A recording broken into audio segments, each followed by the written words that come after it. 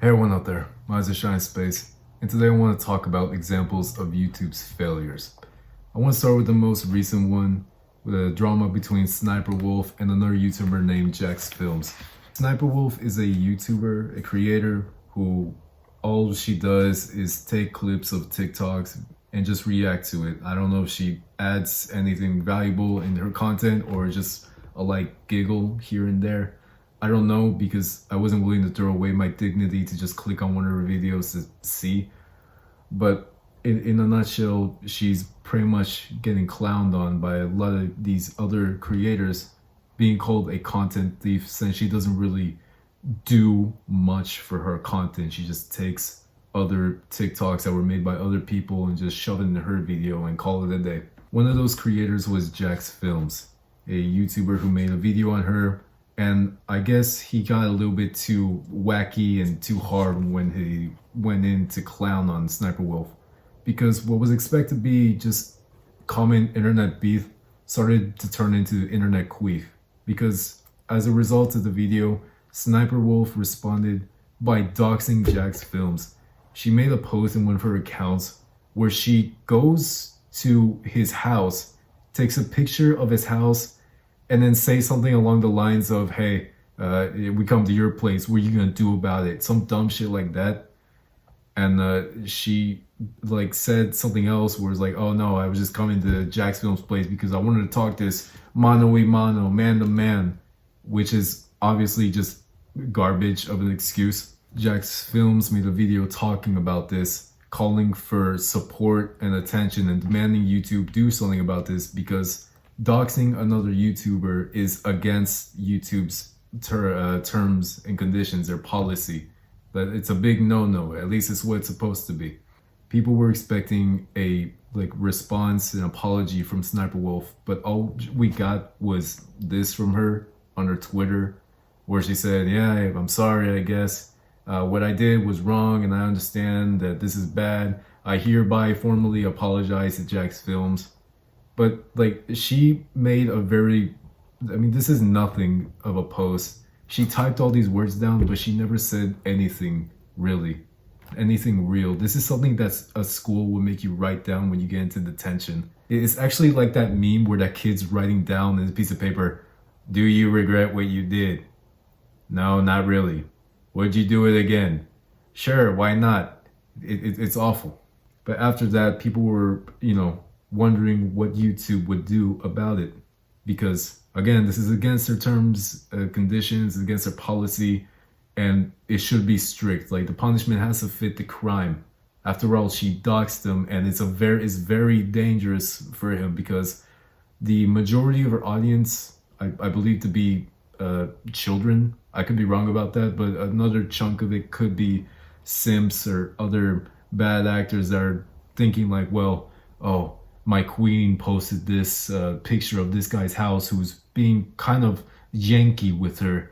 So maybe if I go to his place and do something crazy there, she will be able to lift down her hair and I'll woo her over and I can be her sky or some shit like that.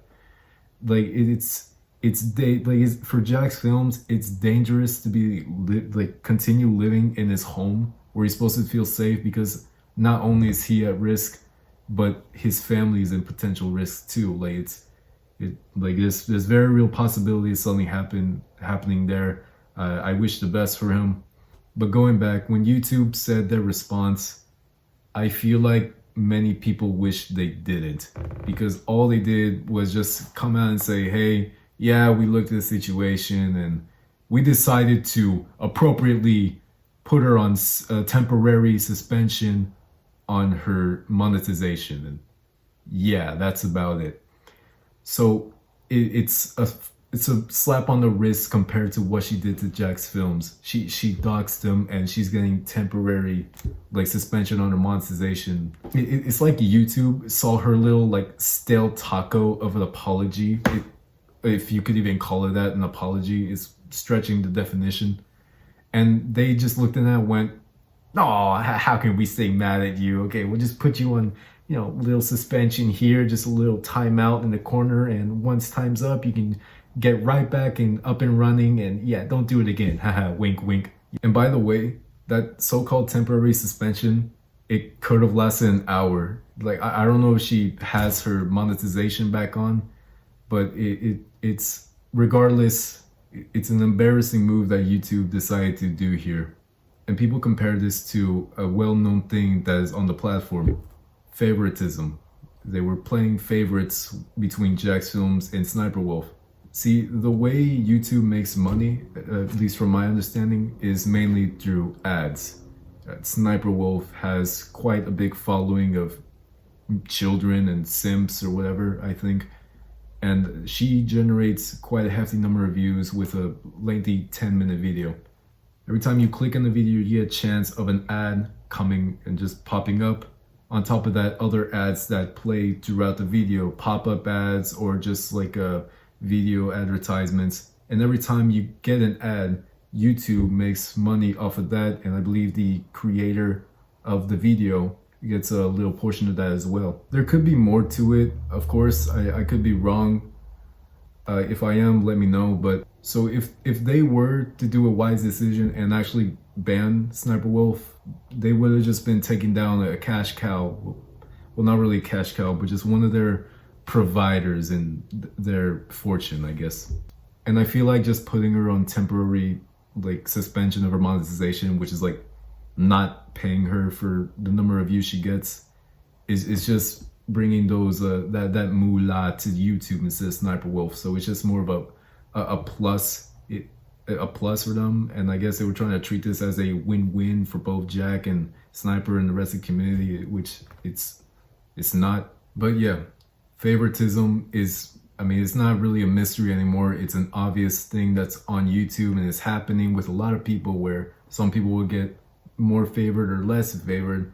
It's like Animal Farm with the law of like all animals are equal, but some are more equal than others, that kind of shit. And another example of favoritism that I want to talk about is with another YouTuber, Corey Kenshin. I believe I got his name right.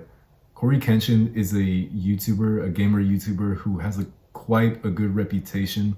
He has a lot of really good following, and he played a game called Mortuary Assistant. Mortuary Assistant was this horror game. It was popular quite back in the day. And Corey made a video on the Mortuary Assistant. He played through the game, had a good time. But then his video got age restricted. When you get an age restricted video, it means no one under the age of 18 can watch that video. So that limits like your audience there. So when he got this, he was saying, well, how come this happened? And apparently his representative say, hey, it could be this part. So he sent an appeal to the policy team, and the policy team, there are supposed to be real people with like living people with a pulse. It's not supposed to go to an algorithm. It's not supposed to go to a robot. They're supposed to be like actual people with functioning motor brain skills that are looking at that appeal. And they rejected it. His appeal got denied, rejected, and the age restriction stayed on. So Corey decided to do a little Sherlock Holmes investigation, and he found that other YouTubers, mainly Markiplier's video when he played Mortuary Assistant, had the same clip which Corey's video got age restricted for, and Markiplier's video wasn't age restricted, only Corey's. So he pointed this out to the policy team when he reached out again saying, hey, well, you age restricted my video, but Markiplier has the same exact clip right here. So what's up with that? What's happening? And what happened next was really odd. They decided to go ahead and take away the age restriction in Corey's video, which was odd because Corey made a video talking about this, like this situation here, and he said that he expected them to really double down and give Markiplier an age restriction as well, since that clip was apparently not up to code with their terms of service. So it already seems strange that policy would make a decision like this. But then what happened next was pretty like nuts. What happened next was that they put the age restriction back in Corey's video and in Markiplier's video as well. They like backpedaled on their backpedal. and they decided, okay, this is not a good look, guys, boys. We gotta go back. This is not looking good. They're gonna suspect something. Come on, backpedal, backpedal. Okay, age restriction for you and you. We did it, boys. We did it. It's like SpongeBob and Patrick in front of burning Bikini Bottom going, we did it, Patrick. We saved YouTube. So Corey explained this whole situation in a video he made titled YouTube, Racism and Favoritism, where he was saying that, you know what? They must have just age restricted my video alone because of the color of my skin and not Markiplier's. Markiplier, I think, is a creator who is favored by YouTube because he has high numbers on his social blade. But the idea of racism in the policy team is not an impossible one. There are supposed to be real people in the policy team, and I don't know who exactly is on the policy team, how big it is, or what the requirements or conditions are for anyone to join in there. There is bias. There could be bias where one person would just decided that they didn't like Corey because they are racist and just put an age restriction on his video. And then once they decided that the decision to remove the age restriction, once it was pointed out that, hey, you didn't do it for Markiplier, started to compute in their head like, you know what, this doesn't look good, they're gonna suspect something. So they decided to put an age restriction on both of those videos after the fact that they decided to backpedal on the age restriction they put in Corey's video. People make decisions for reasons, and racism is a possible reason that this happened to Corey. But to say that every bad decision is always based on favoritism or racism is, I mean, it wouldn't be right, because there are just others that are just bafflingly dumb decisions. And an example of that is a video, a road rage video, which many of you are probably familiar with. A long time ago, there was this video of a road rage incident where a guy gets jumped by SpongeBob, Mickey Mouse, Bugs Bunny, and that squirrel from Ice Age. And people recording him were like laughing their asses off. It was supposed to be a joke, like no one was actually hurt, because unless you were a kid watching road rage for the first time, you'd be able to tell that the video is fake, meant to be a joke. Like none of the punches and kicks have any weight to them. All the punches are pulled, really held back. None of them connect. No one was hurt in this, so it's obviously a joke.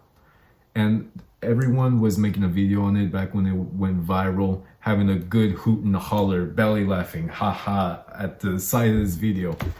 Like, it was a peaceful time, but then everything changed when the Fire Nation, when YouTube attacked. Penguin Zero is a YouTuber who just made a video on that same exact viral road rage incident where he joked about it, talked about it, but then his video got banned. So he made a video about it saying, hey, what the fuck?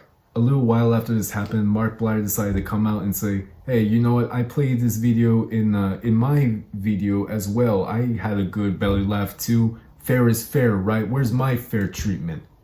And then they banned, well, not banned. They gave Markiplier a strike on his channel, which is a really huge step, because again, that video is meant to be a joke, and a strike on your channel is just one step closer to just that is like that's a channel killer right there. You get 2 more of those and you're done. You're out of the playing field. What started as like a unreasonable decision just turned into this hill that YouTube really tried to die on, saying that the video was graphic and violent, even though again it was a joke. And they started sweeping the floor with all these other channels that played that video, giving them strikes or banning the video that they posted that on. Even now, that same road rage video is treated like the forbidden fruit for YouTube. It made me want to show it, but also made me hesitate to show it, fearing that I get banned, targeted, and shot in the face by YouTube with their strikes. But it's just really weird and unreasonably dumb decision by YouTube to just keep forcing that for some reason. I don't get it. But their baffling decisions doesn't only stand on that one road rage video. Dumb decisions from YouTube can affect entire channels, and one channel in particular called The Act Man. The Act Man is another popular channel that was talking about another YouTuber named Quantum TV, where he was saying, Quantum TV has got a bad rep, y'all. In the video Act Man made about Quantum TV, there was a part in the video where it was supposed to be like this joke of like a cucumber going into the guy's mouth or something. It was supposed to be like that, but then in response, YouTube decided to just ban the video outright. So they took down the video because of that little snippet that they called sexual, and it wasn't even like a real like thing either. I mean, it was supposed to be a joke. Like, here's a cucumber, or like a poorly rendered cucumber, and here's a dude's face. And instead of letting coming out, reaching out to Ackman and say, hey, there's this video that, there's this part in the video that's not really squeaky clean, and squeaky clean is what we're all about here in YouTube. So use your creator tool. And there are creator tools, like editing tools on YouTube, put in place by YouTube, where you can cut out a piece of the video so that it can be better if there's a problem with it. But that didn't happen. Instead of YouTube saying, hey, we gotta remove some bad apples to save the whole batch, they decided, well, let's just burn the whole batch down since there's already an apple there that's not too nice. The Act Man was understandably upset about this, so he tried to appeal. It got denied.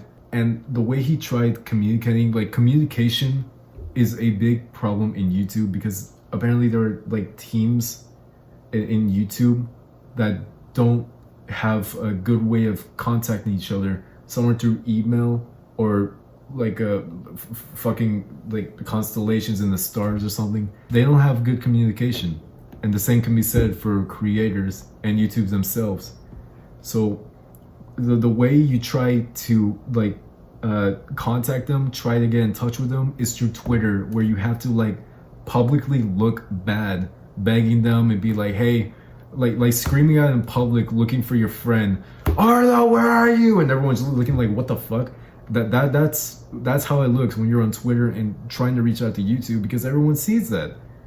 And Actman did this. It's like a walk of shame, and apparently YouTube got their feelings hurt, butt hurt by this for some reason. So what they do next? Well, they decided to go with the sensible decision to demonetize his entire channel, meaning that Ackman would no longer make any profit off his channel unless it's through business deals or something like that. What happened on that day was a tragedy, and I remember the roses dying when such an action was taken against Actman. I'm gonna say that I don't know if he ever got his monetization back. I imagine he should have, or probably has already, because he's still making videos, so, which makes me think he's either really dedicated to his work that's being demonetized, or he got his monetization back. That part I don't know. Aside from numerous creators being affected by poor decisions by YouTube, what happens when they decide to do the action of doing nothing at all? Well, you could possibly spawn a whole community of degenerates on the platform, which is something that ended up happening. There used to be a channel called Peluchin Entertainment. Peluchin Entertainment was this YouTuber. He was some kid, 15-year-old guy. In some of his earlier videos, he made gameplay videos of Five Nights at Freddy's or something like that. And then he posted one that was Meet My Cat or something, where it shows his cat, being all cute with them, adorable. But then what happened next was that he made a post saying that, I got 2 more cats because my other one died by accidental means. He died by accident. It was a freak accident. That cat got struck by a iceberg that fell from the sky and went straight to hell. Yeah, that's what happened. Later, he was having an argument online with some other guy, and it got so heated to the point where Peluchin decided that it would be a good idea to really get hard and rowdy with the argument by sending him a video of him killing his cat. The video of him killing his cat was posted on the YouTube for others to see. I don't know if Peluchin tried taking down the video himself. I doubt it, but regardless if he tried, the damage was already done because everyone saw it. It caused a huge stir in like where he was living with the people, and it's straight up, it's just him killing his cats. That was the video, and I even think he made other videos of himself killing other cats. I could be wrong about that, but I don't know. Of course, animal abuse is a no-brainer thing. Like it's fucking wrong. It's even against YouTube's terms of service. So what did YouTube do? Nothing. They did nothing. They just let it sit there, you know, cooking in the sun. Decided, you know, let's just leave this out. They had to have known about it because they had their algorithms set to detect this kind of shit. And on top of that, people were making videos talking about this situation. It was rough, but the channel stayed up, and it just stayed there. And what happened next is that new channels started to spawn that were just straight up animal abuse. The same thing that Pollution did, where they would find animals or have pets and just kill them. It's like fucking ISIS execution, except they're doing that with their dogs, cats, and other pets and other animals. It was disgusting, and the description of these videos, or the people who run those channels would say, "Oh, Pollution is my god, and I'm going to make a sacrifice to him by killing this puppy." It is sickening. YouTube did nothing. In like nothing when Pollution made a video of him killing his cat. Eventually, not only was his video taken down by YouTube, but also the entire channel. But by then, the damage was already done. Like the battle was won, but the war had just begun, because it created this community of degenerate animal abusers that saw how Pollution, a channel, just stayed up, wasn't banned. And it made them think, hey, you know what? If this guy isn't banned, then that means it must be okay for us to keep doing this, since he hasn't been affected. So yeah, let's do it ourselves. It made this huge spawn of animal abuse on YouTube, and there are so many varieties. There's one for like monkey hate, where people like really hate monkeys. There's another one for like dogs, cats too. And not only do you have those channels doing that, but like the comments of those videos, like if it's not someone saying, hey, this is wrong, what the hell are you doing this for, it would just be another degenerate saying, hey, I thank you for doing this, I really hated that animal, and I can sleep better at night knowing that you killed it. It is this disgusting, really. And this happened because YouTube decided to do nothing and ban them after the fact that all these degenerates spun out of just this situation. It is rough. And you even have those like fake animal rescue videos where like some guy would throw his dog to a snake and be tackled by the snake, and then the video would be like, oh my god, yo bro, we saw this dog being tackled by the snake, we gotta save this dog, how did this happen? Like shit like that.